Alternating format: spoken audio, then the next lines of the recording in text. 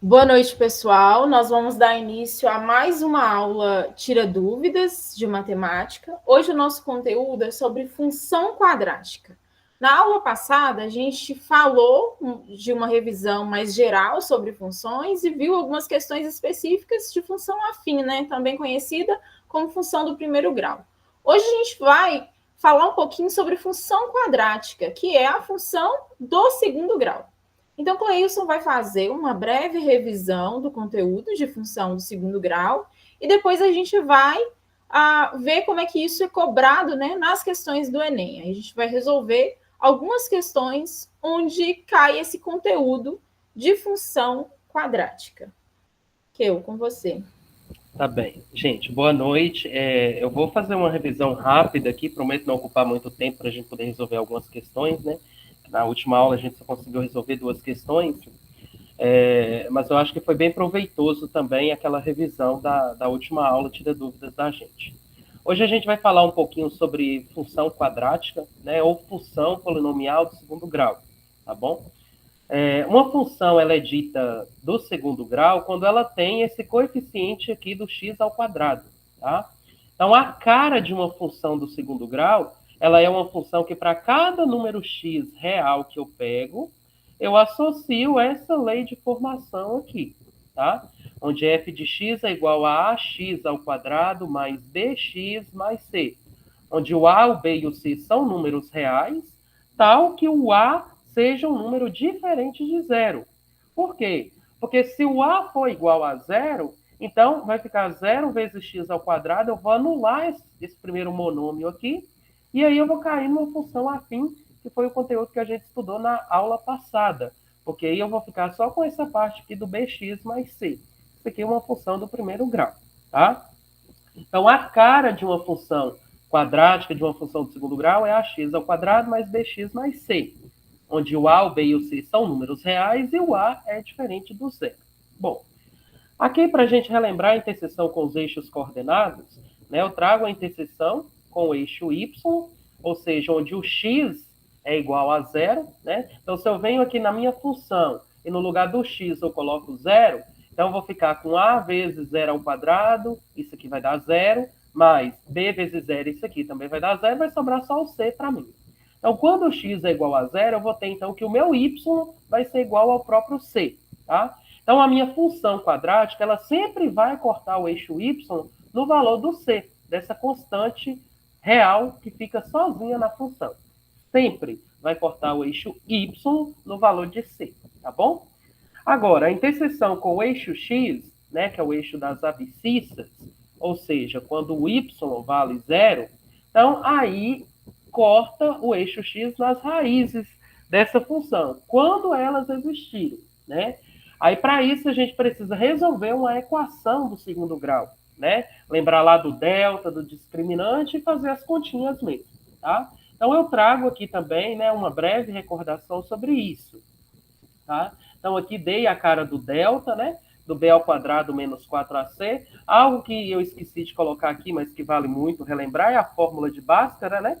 Onde o x é igual a menos b mais ou menos a raiz de delta sobre 2a, certo? Essa é a fórmula resolutiva de uma equação do segundo grau.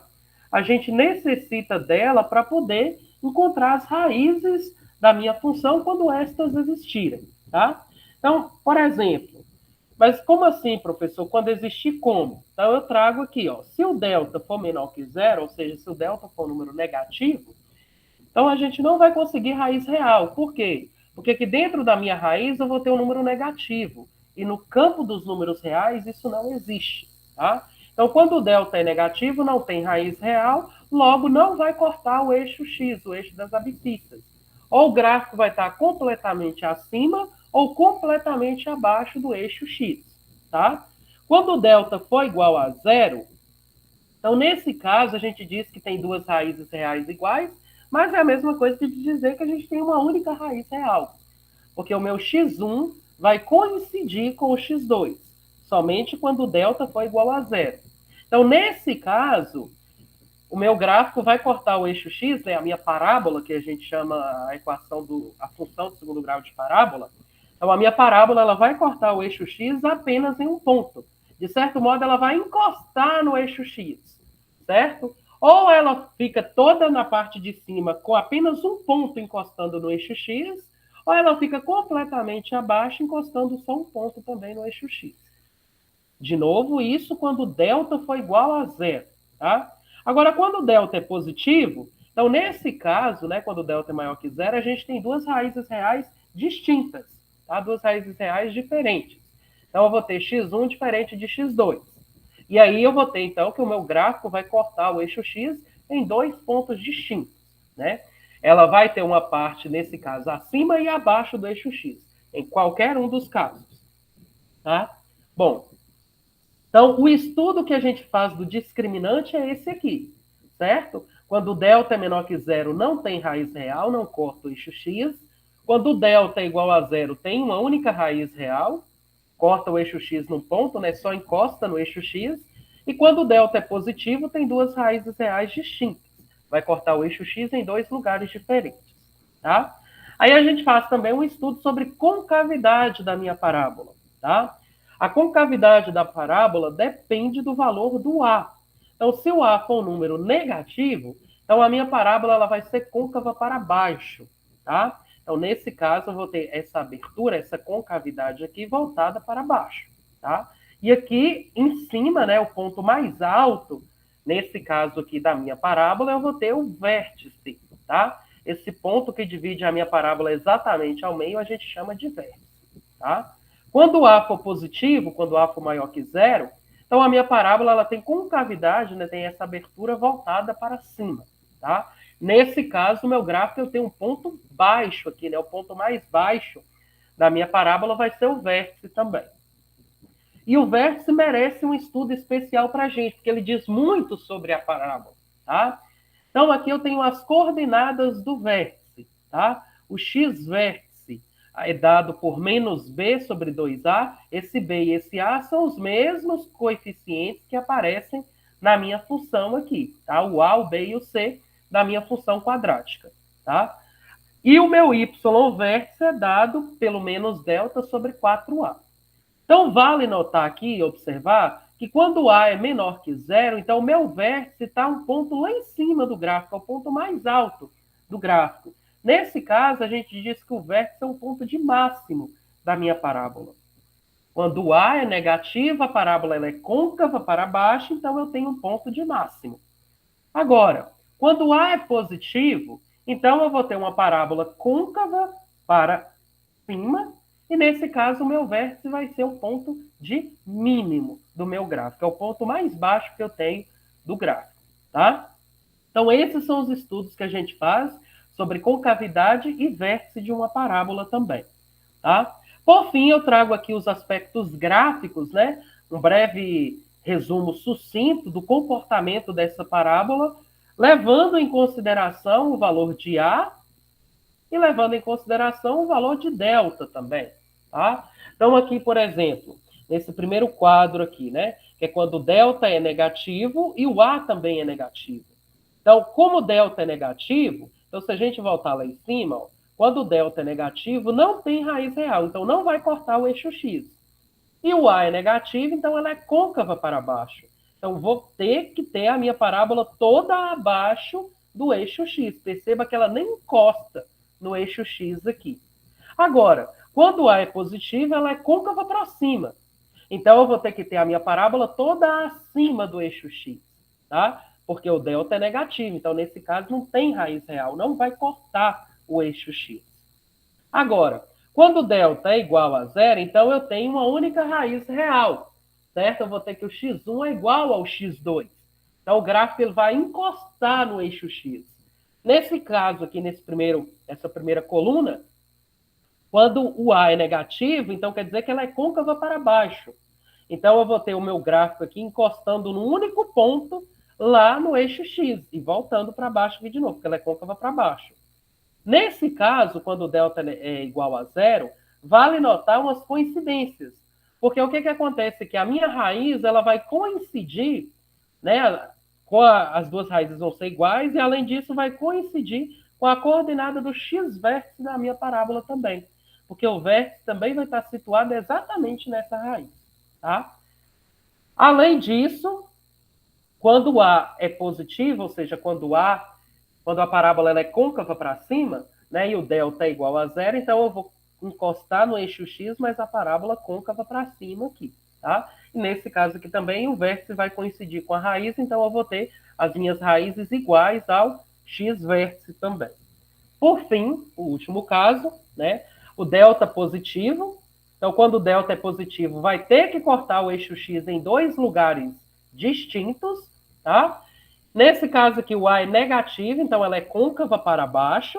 Então, eu vou com a minha parábola, passo. Percebe que nesse caso, onde o delta é negativo, é o único caso onde a parábola ela tem parte positiva e tem parte negativa também, tá?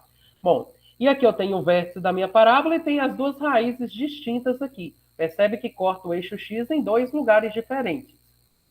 No último caso aqui, quando o A é positivo, ou seja, quando a parábola é côncava para cima, né? Então eu vou ter esse aspecto gráfico aqui. Também cortando o eixo x em dois lugares diferentes, porque o delta é positivo, tá? Alguém tem alguma dúvida sobre isso aqui, por favor? Queira manifestar alguma parte que não ficou claro, por favor? Ou tá ok para todo mundo?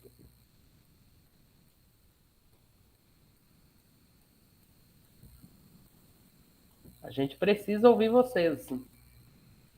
Gilvan, tá ok? Ana Clara, Giovana, Fabiana, Ana Júlia, tá ok Eu para tô todo sem mundo? dúvida. Ok, obrigado. Os outros, Ana Clara, Giovana, Fabiana, Para mim tá ok. tá ok, obrigado pelo retorno. Então, acho que podemos seguir então, Gal, para as questões agora. Você começa aí para a gente. Poderia repetir o último, Ana Júlia? Posso sim. Vou voltar aqui rapidinho. Então, vamos lá.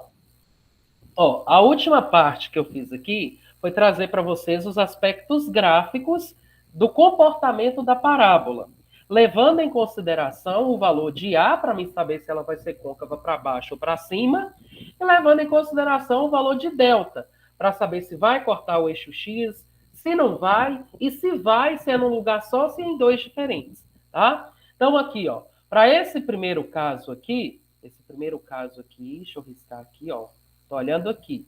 Para esse primeiro caso aqui, o A é negativo, então ela é côncava para baixo. O delta também é negativo, então não vai encostar no eixo X. Então eu vou ter esse aspecto gráfico aqui. No segundo caso aqui, que é quando o A é positivo, então ela é côncava para cima, mas ela também não encosta no eixo X porque o delta é negativo. Nessa primeira linha, o delta é negativo, tá? Agora, na segunda linha aqui, ó, analisando essa linha aqui agora, perceba que aqui na primeira coluna o A é negativo, ó, o A é negativo e o delta ele é igual a zero. Então o meu gráfico ele vai encostar no eixo X, mas com concavidade voltada para baixo, porque o A é negativo. Nesse segundo caso aqui, o A é positivo. Então eu encosto no eixo X, mas com concavidade voltada para cima. Perceba que nesse caso aqui, nessa segunda linha, onde o delta é igual a zero, ou o gráfico está completamente abaixo ou completamente acima do eixo X. Mas ele tem um ponto de interseção com o eixo X. No primeiro caso, isso não acontece, que é quando o delta é negativo. Ou a parábola, ela literalmente está completamente abaixo, que é quando o A é negativo, ou ela está completamente acima, quando o A é positivo. No último caso, acontece, olhando aqui agora, acontece quando o delta é positivo. Quando o delta é positivo, eu vou ter que cortar o eixo X em dois lugares diferentes. Então, eu corto o eixo X em dois lugares diferentes. E dependendo do valor do A, na primeira coluna o A é negativo, então ela é côncava para baixo. Aqui, na segunda coluna, o A é positivo, então ela é côncava para cima, tá? Uma coisa interessante que acontece aqui na segunda linha também é que o vértice coincide com o ponto de encontro das raízes também, tá? Então, nesse caso, eu vou ter essa coincidência entre as raízes e a coordenada x do vértice da minha parábola. Consegui ser mais claro agora? Ficou mais claro para você, por favor? Então, ok, então. Acho que não temos mais dúvidas, Gal. Você pode seguir agora. Imagina. Então, vamos lá. Muito obrigada, Kel. Uma rica revisão, né? Eu acho que deu para abranger bastante coisa do conteúdo. E agora eu vou compartilhar a minha tela. E aí, vocês me deem um retorno se está aparecendo, por favor.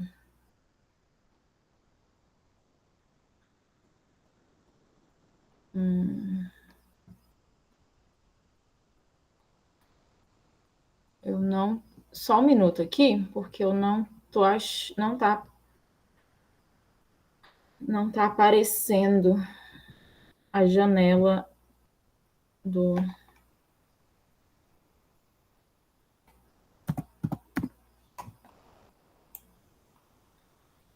Vou abrir de novo. Vou tentar compartilhar. Agora vai. Tá aparecendo, né? Tá compartilhando aqui, Gal, mas vai aparecer sim. Tá. Aí quando... Carregou agora. Então, vamos lá. Olha só, a gente tem uma questão, em 2018, caracterizada como uma questão fácil, e que diz o seguinte: um projétil é lançado por um canhão e atinge o solo a uma distância de 150 metros do ponto de partida.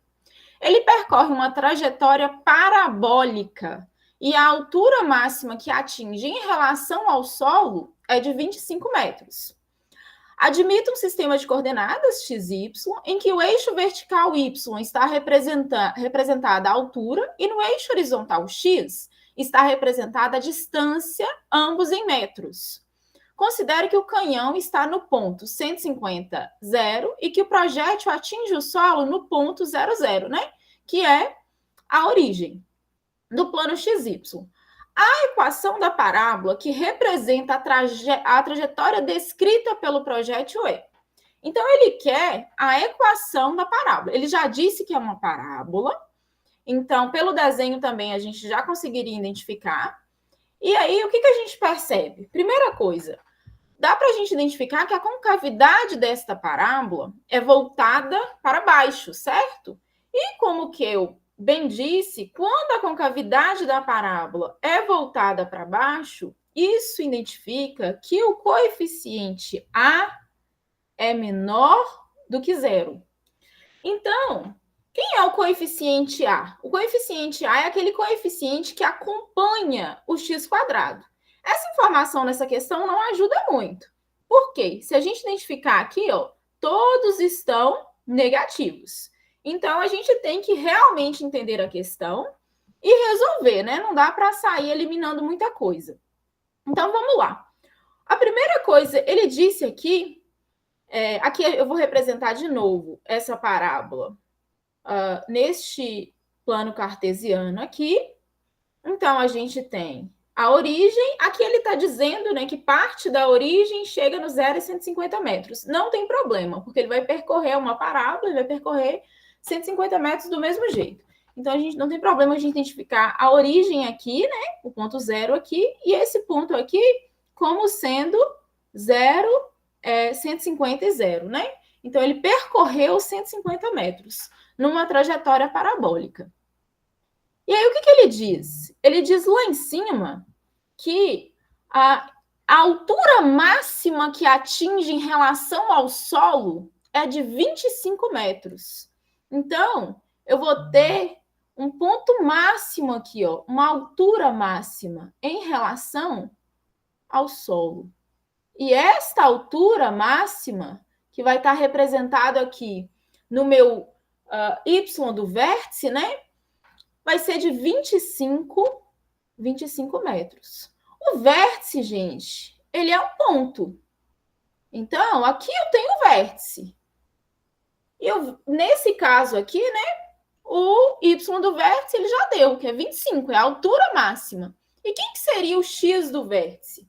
Perceba o seguinte, eu tenho uma parábola e eu tenho uma região simétrica aqui. O vértice vai identificar o ponto médio aqui, vai dividir essa parábola ao meio. Então, se o deslocamento foi de 150 metros, O x aqui vai ser de 75 metros. Então, daqui até o ponto mais alto, né, foi percorrido 75 metros e depois ele continuou a trajetória, né? Aqui era uma trajetória crescente, depois uma trajetória decrescente.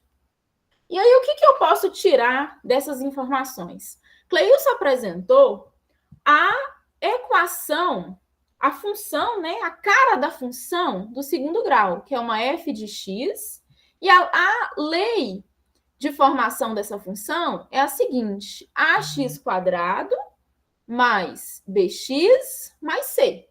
E aí o c a gente sabe, né, que é onde corta o eixo y.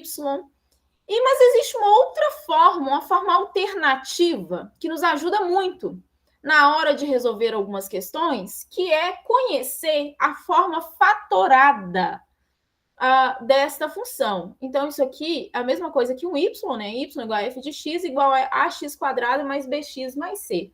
A forma fatorada, gente, é dada pela seguinte forma: a que multiplica x menos x1 ou x', né? Eu já vou dizer quem são esses x1, que multiplica x menos x2.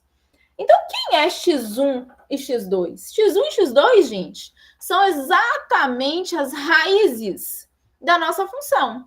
Que a gente encontra, como é que a gente encontra as raízes? A gente pega a função, né, coloca no formato de uma equação de segundo grau, então vai igualar a zero, e encontrar as raízes da função. Quem são as raízes? São a intersecção aqui com o eixo das abscissas. Então, quando é que eu vou usar essa forma fatorada?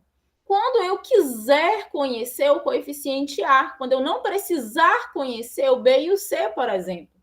E, para isso, eu já tenha um conhecimento das raízes, que é o x1 e x2. Às vezes também apresentado como A, que multiplica x menos x', que multiplica x menos x, duas linhas. Então, viu x1, x2, viu x', x2', isso está representando as raízes da nossa função.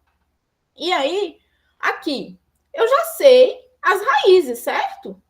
E eu sei que eu tenho aqui um ponto zero, né? Uma intersecção nas abscissas aqui no zero e no 150. Então, representa as raízes da minha função. E aí, para usar essa forma fatorada, eu preciso, já que eu quero encontrar o coeficiente A, eu preciso das raízes de um ponto. Perceba que eu também tenho um ponto, que é o vértice. É 75 para x, né, as coordenadas, 75 no eixo x e 25 no eixo y. Então, eu já tenho as coordenadas do meu vértice. E aí, se eu substituir nesta forma fatorada, eu consigo encontrar o A e, através do A, eu consigo identificar a equação da minha função. Então, vamos lá. A gente vai usar aqui este ponto, né? Então, onde tiver y, a gente vai usar 25. Onde tiver x, a gente vai usar 75. Onde tiver x' ou x1, a gente vai usar 0. Onde tiver x2 ou x', a gente vai usar 150. Então, vamos substituir isso. A gente vai ter, para y, 25, né? É igual a que é o que eu quero descobrir, que multiplica 75 menos a primeira raiz, né, que é 0, vezes o x de novo. X é 75, menos a segunda raiz, que é 150. Então, isso aqui vai ficar 25 é igual a 75 menos 0, né? 75, que multiplica 75 menos 150. Isso aqui é menos 75. E aí perceba que eu tenho aqui 75 vezes 75. Uma dica, gente. Não saiam resolvendo, fazendo cálculos absurdos no Enem. Monte primeiro e vê o que é possível simplificar, o que dá para simplificar, e só depois a gente faz os cálculos mais úteis. Então, aqui eu tenho 25, vamos organizar aqui, eu tenho um sinal de menos, né? Menos vezes mais vai ser menos A, que multiplica 75 vezes 75. Então, o que eu vou ter aqui? eu posso multiplicar toda essa equação por menos 1, né? Então, eu vou ter menos 25, menos com menos mais, né? Então, vai ficar A, que multiplica 75 vezes 75.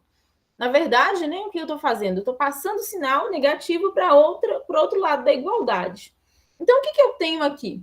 Eu tenho uma multiplicação aqui, eu quero encontrar o A.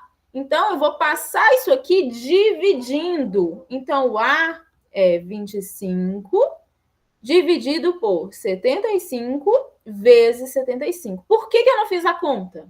Porque vai dar para simplificar, ó. 25 e 75 eu consigo dividir por 25, né? 25 por 25, aqui tem um menos. 25 por 25 é 1. 75 por 25 é 3. Então, perceba que agora fica muito mais fácil fazer 3 vezes 75. Porque 3 vezes 75 é 225. Então, eu já tenho o A. Vamos lá nas alternativas. Olha só. As alternativas, elas estão meio sacana. Por quê? O único formato que já tem a equação no formato y é igual a um ax quadrado mais b é essa daqui, né? As outras, perceba que tem um valor multiplicando o y. Então, ó, aqui não apareceu 125, 225, né? Mas percebe que tem um 225 na letra E? A gente pode reescrever essa equação como sendo y é igual. O 225 está multiplicando. Então, a gente vai passar para o outro lado da igualdade, dividindo. Vai ficar 150x dividido por 225 menos x quadrado dividido por 225.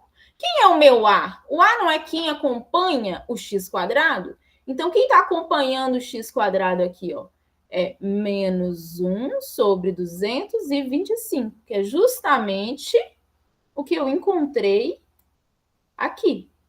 Então, sem sombra de dúvidas, eu preciso, nesse caso, determinar o meu coeficiente B? Não preciso. A única alternativa que tem aqui, com o coeficiente A como sendo menos 1 sobre 225, é a letra E. Então, essa é a alternativa correta. Alguma dúvida? Vocês já conheciam essa forma fatorada?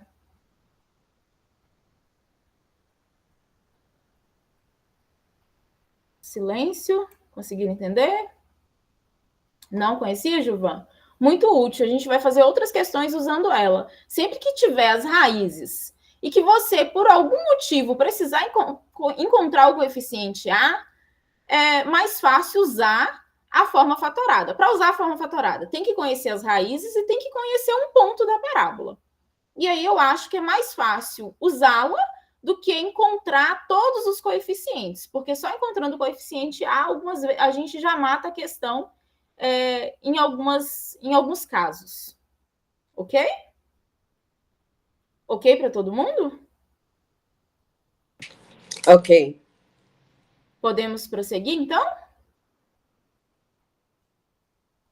Muito obrigada pelo retorno. Vou passar a bola para a Cleilson de novo. Isso. Você interrompe o compartilhamento aí que eu acho que eu não consigo fazer, né? Interrompi. Isso. Deixa eu compartilhar uma janela com vocês. Assim que compartilhar aí, me dá um retorno, por favor, Gal. Tá carregando. Certo. Agora temos. Muito bem. Então, vamos lá. Prosseguindo aí na resolução das questões, galera, a gente vai resolver agora a questão número 2 da lista de função quadrática, tá? A questão diz o seguinte: a temperatura T de um forno em graus centígrados é reduzida por um sistema a partir do instante de seu desligamento, onde T é igual a 0. Sigo com a minha velha e boa mania de sair grifando as informações matemáticas necessárias nos enunciados das questões. Isso é importantíssimo para quem vai fazer Enem, porque você foca sua atenção realmente no que é importante, tá? E varia de acordo com a expressão T de T igual a menos T quadrado sobre 4 mais 400, com T em minutos. Por motivos de segurança, a trava do forno só é liberada para abertura quando o forno atinge a temperatura de 39 graus Celsius. Qual o tempo mínimo de espera em minutos após se desligar o forno para que a porta possa ser aberta? Galera, então é uma questão fácil, fácil, fácil, fácil. Porque é só você substituir o valor que você tem do 39, colocar no valor da temperatura aqui e você encontrar o tempo correspondente, que é quando isso vai acontecer. Então, bora lá. Eu tenho a minha fórmula aqui. No lugar do T de T, eu vou colocar 39. Então, vai ficar 39 igual menos T quadrado sobre 4 mais 400. Perceba que essa equação do segundo grau aqui, ela é uma equação que não está na forma completa. Ou seja, ela não tem todos os coeficientes, o A, o B e o C. Nesse caso aqui, falta o coeficiente B para a gente, que é o carinha que acompanha o termo T, nesse caso aqui, né? Então, ó, resolvendo essa equação de forma mais simples possível, né? Eu vou ter aqui, então, menos T quadrado sobre 4 igual a 39 menos 400. Tá? Quem tiver com dúvida nesse jogo de sinais aqui, é só reescrever o menos t quadrado mais, sobre 4 mais 400 de um lado e 39 do outro. Depois, o mais 400 vai para o lado de lá com o sinal trocado. Então, fica menos 400 também. Tá? Então, aqui vai ficar menos t quadrado sobre 4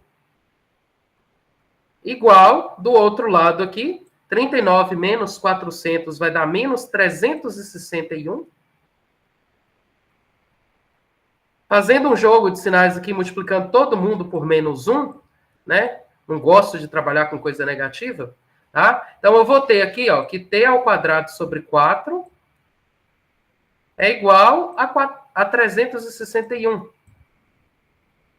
361. Como não tem ninguém embaixo do 361, galera, é como se tivesse um aqui, certo? Aí agora o que é que eu faço? Chama a galerinha do X-Men Evolution aqui, ó. Multiplica cruzado aqui, tá? Então, t ao quadrado vezes 1 vai retornar t ao quadrado para a gente. E 4 vezes 361 dá 1444.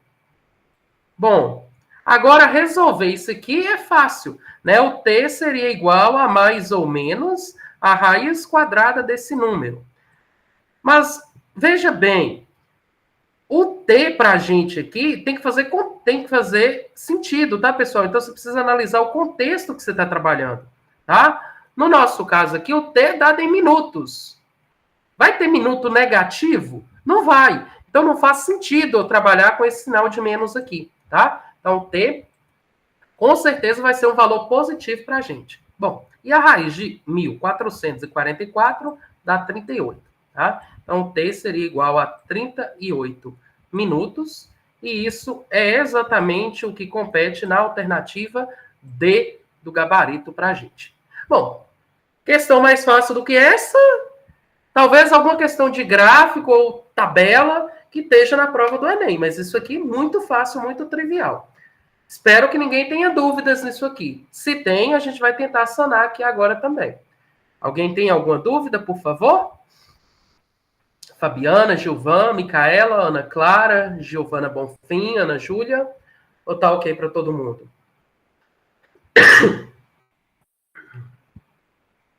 Giovana Bonfim, ok. Ana Júlia também deu retorno, agradeço o retorno. Fabiana, Micaela, tá ok para vocês também? Ok. Então, acho que podemos seguir então, viu, Gal? Para a terceira questão aí. Essa é uma questão fácil, fácil mesmo, tá, galera? Beleza, eu vou compartilhar de novo.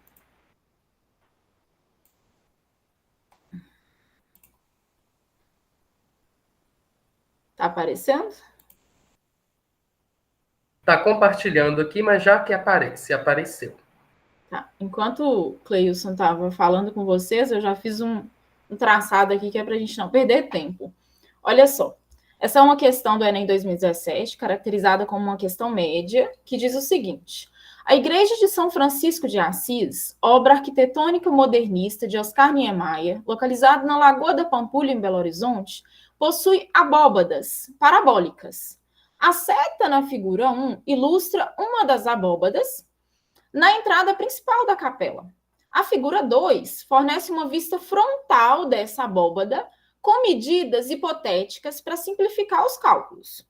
E aí ele pergunta, qual é a altura H em metro indicado na figura 2? Então, ele faz uma introdução, né, como de costume que o Enem faz, mas no final das contas ele nos dá uma parábola e ele quer saber essa altura aqui, ó.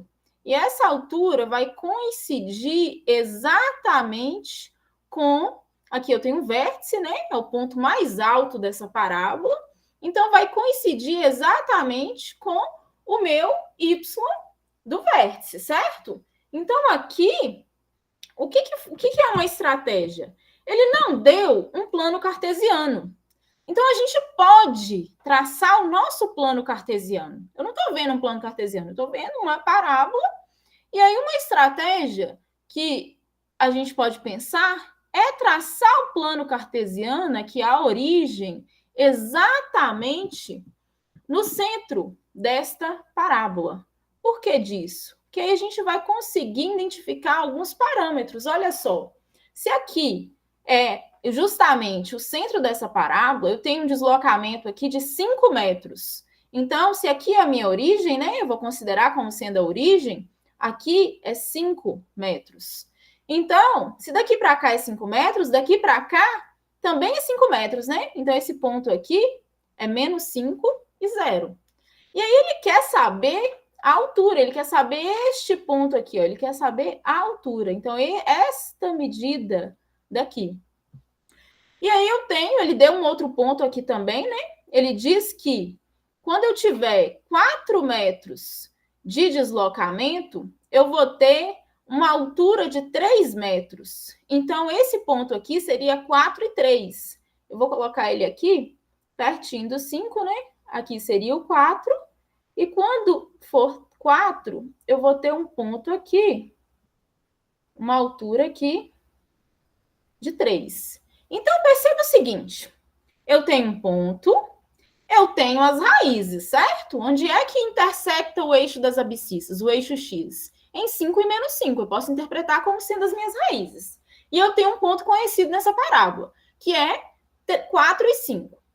De novo, quando eu conheço as raízes, eu conheço um ponto da parábola, é mais útil eu usar a forma fatorada da função do segundo grau. Como é que é essa forma fatorada? É o coeficiente A que multiplica x menos x', que é uma das raízes, que multiplica x menos x duas linhas, que é a outra raiz. Então, eu preciso de um ponto, porque eu preciso da coordenada y e da coordenada x, e eu preciso das raízes.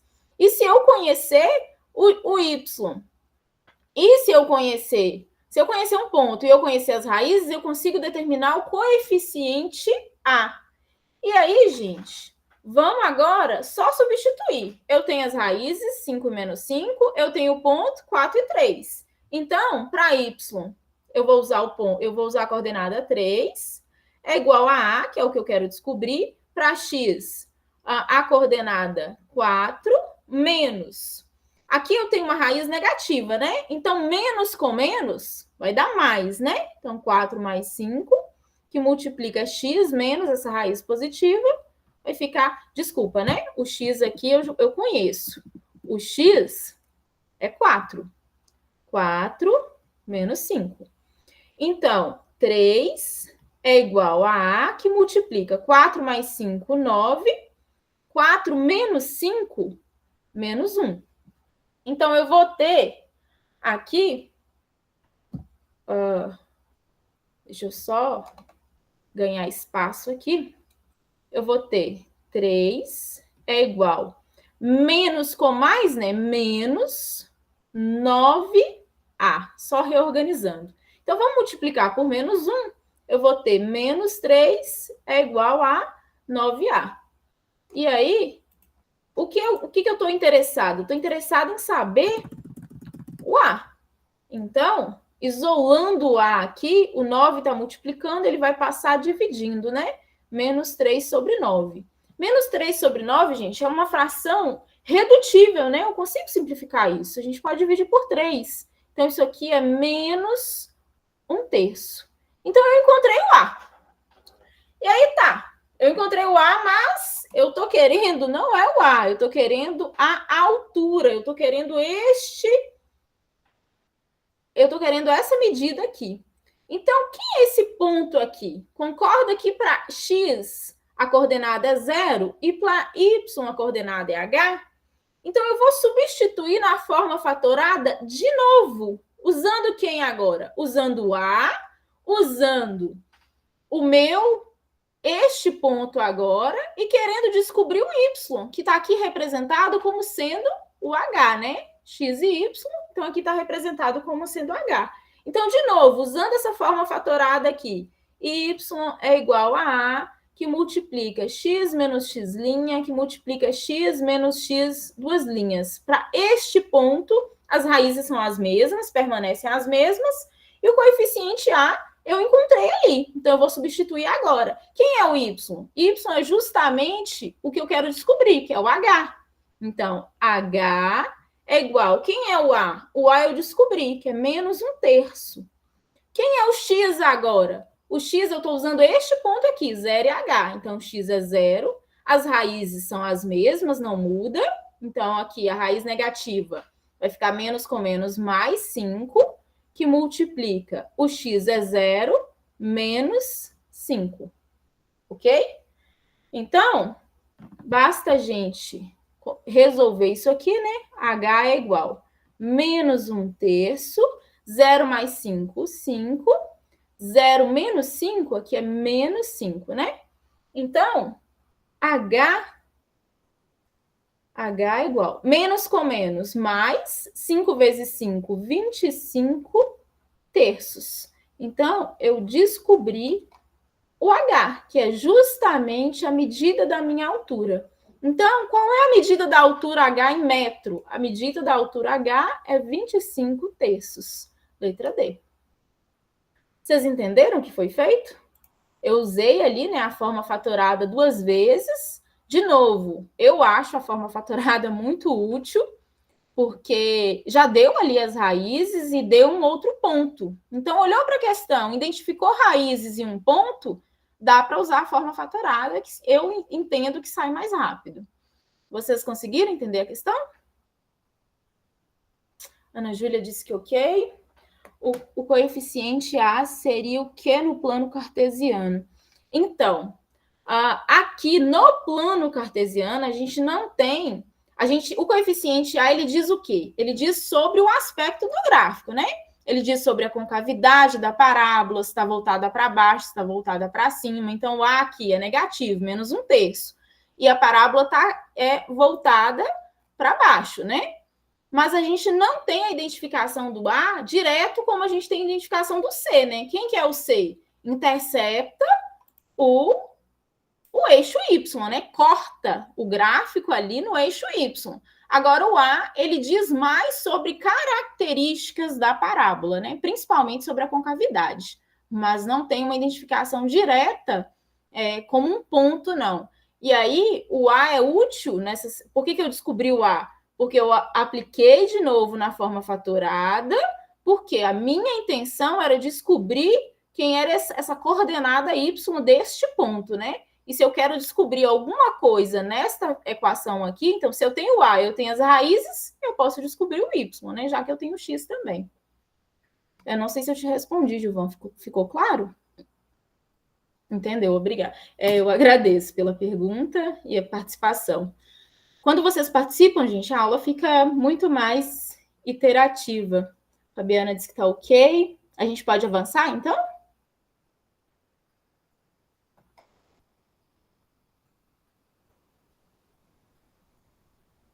Então, vamos lá. Keu, assume para a gente? Me escuta, Gal? Sim, escuto. Que bom. Apareceu uma mensagem aqui de que o microfone não estaria funcionando, que eu precisaria atualizar a página. Fiquei assustadíssimo. Não, tá ok. Mas, assim, é muito importante isso da forma fatorada.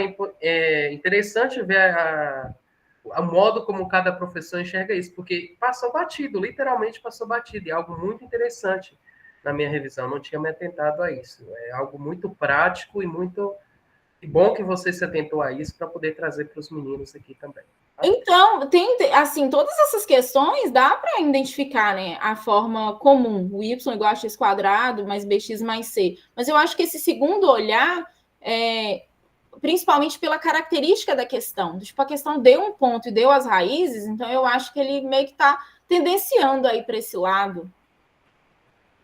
Exatamente. Está aparecendo para vocês a apresentação, por favor? Tá, sim. Bom, ainda na pergunta do Giovanna, sobre o que o A faz no plano cartesiano, é sobre esse aspecto gráfico mesmo, mas agora a gente vai resolver uma questão, por exemplo, em que saber o que o A faz é muito importante. Porque, como eu disse antes na revisão para vocês, quando A é negativo, ela é côncava para baixo. Então, nesse caso, eu tenho um ponto de máximo na minha parábola. Então, sempre que o A for negativo, eu já tenho que pensar no vértice como sendo um ponto de máximo para mim. Quando o A é positivo, então ela é côncava para cima.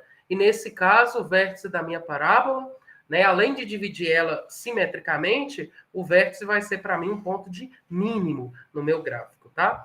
A gente vai resolver a questão 4 aqui agora da lista, que diz o seguinte: viveiros de lagostas são construídos por cooperativas locais de pescadores em formato de prismas retangulares, fixados ao solo e com telas flexíveis de mesma altura, capazes de suportar a corrosão marinha.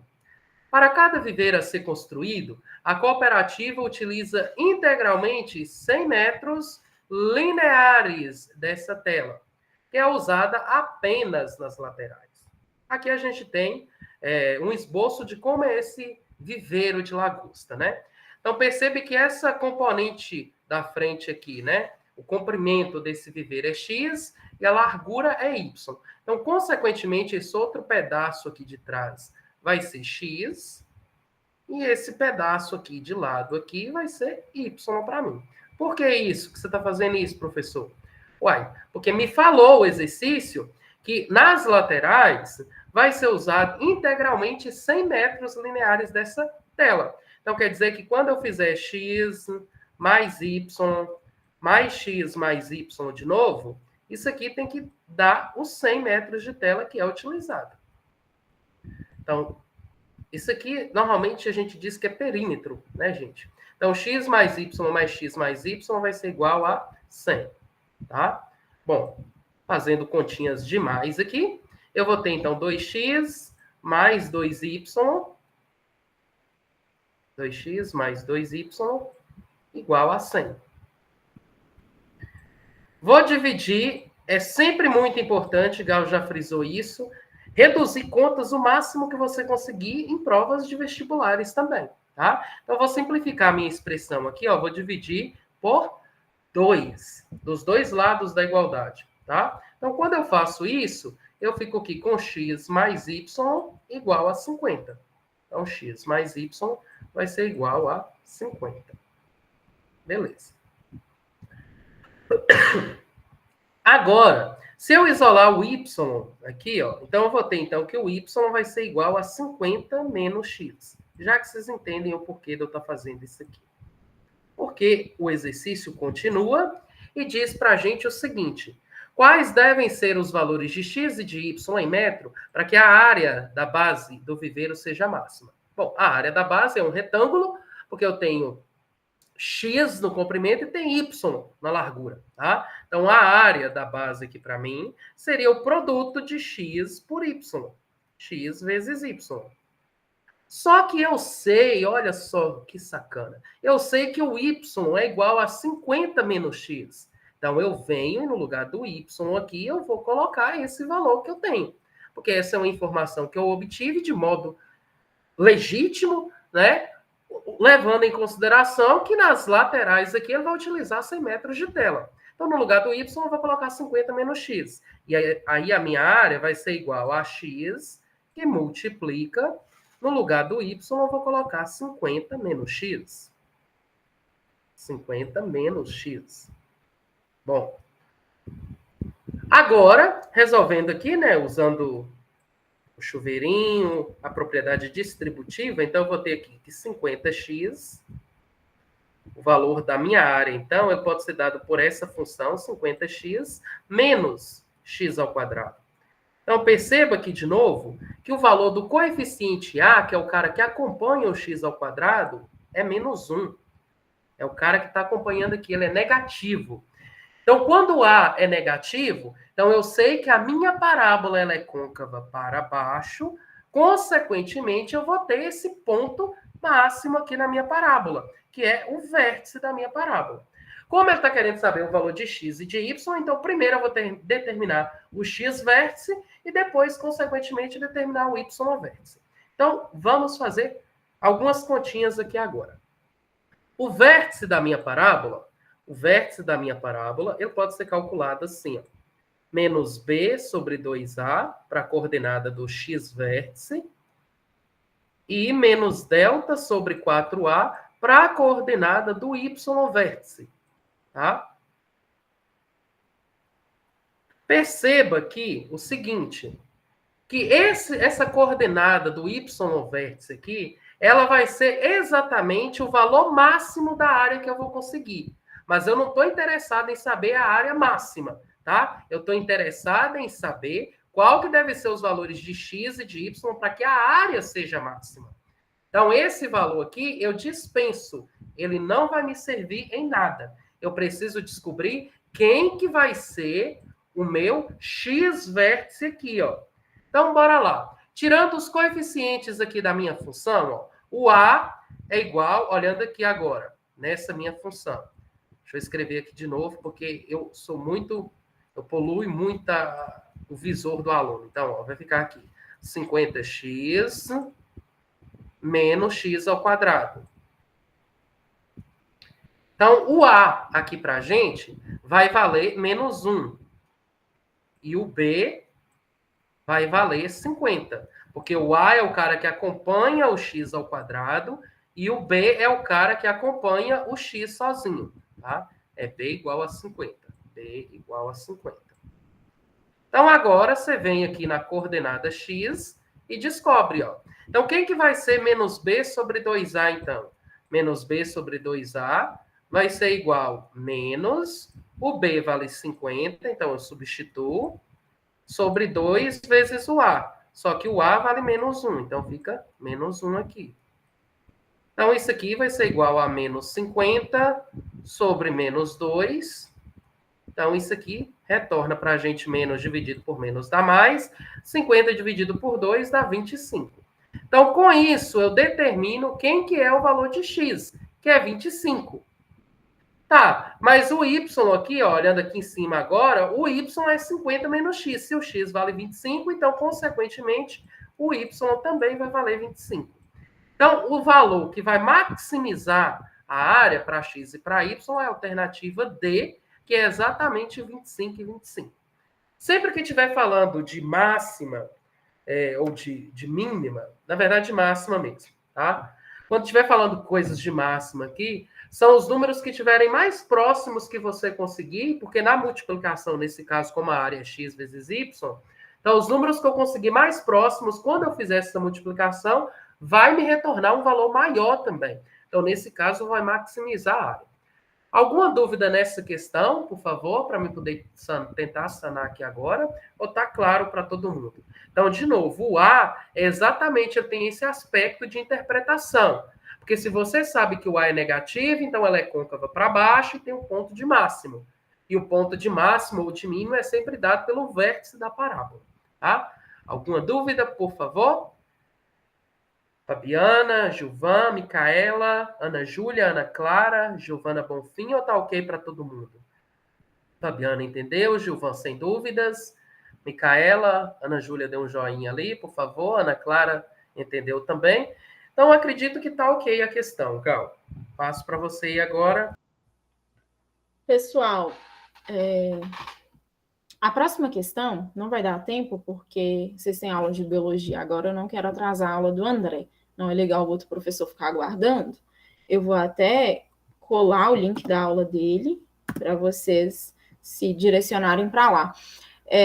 A próxima questão, a questão 5 lá da lista, é muito parecida com essa. Então, tentem fazer para ver se realmente entenderam essa. Também é um retângulo, também quer maximizar a área. Então, vocês vão isolar uma variável, jogar em outra fórmula. E aí é uma questão muito parecida. Então, eu acho que já peguem um gancho, já tentem fazer a próxima, porque a explicação do Cleilson já ajuda com a próxima questão.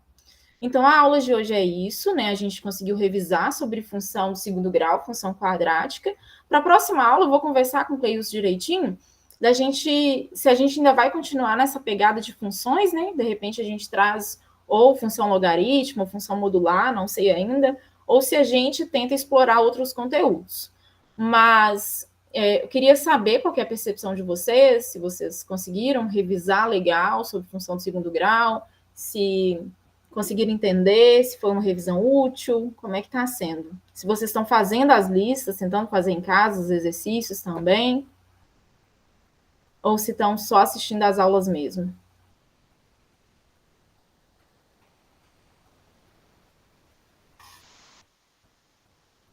Silêncio, né? É importante esse retorno para a gente, porque, assim, às vezes na correria de vocês não conseguem fazer, mas, assim, assistem às aulas aqui, entendem, né?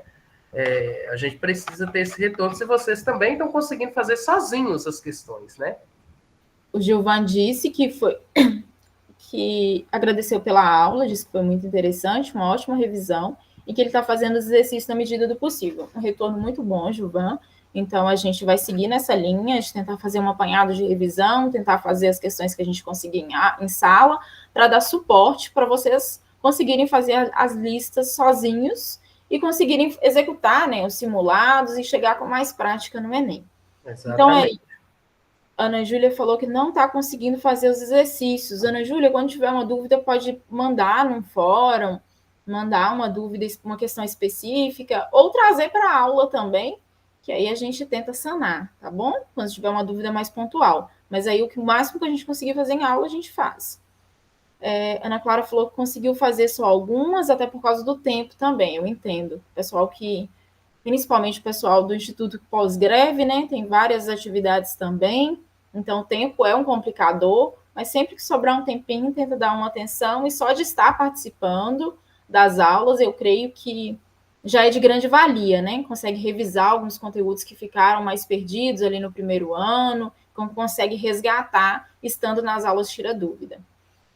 Gente, muito obrigada pela presença de vocês, pela participação. Peço para vocês se dirigirem para a aula de biologia agora, com o André Oliveira. Boa noite, Ana Júlia, eu que agradeço. Boa noite, Ana Clara. Boa noite, Gilvan. E vão lá tirarem dúvidas de biologia agora, ok? Até quinta-feira, e na quinta-feira a gente alterna o horário, e André começa às 19h e a gente começa às 20 horas. Tá bom?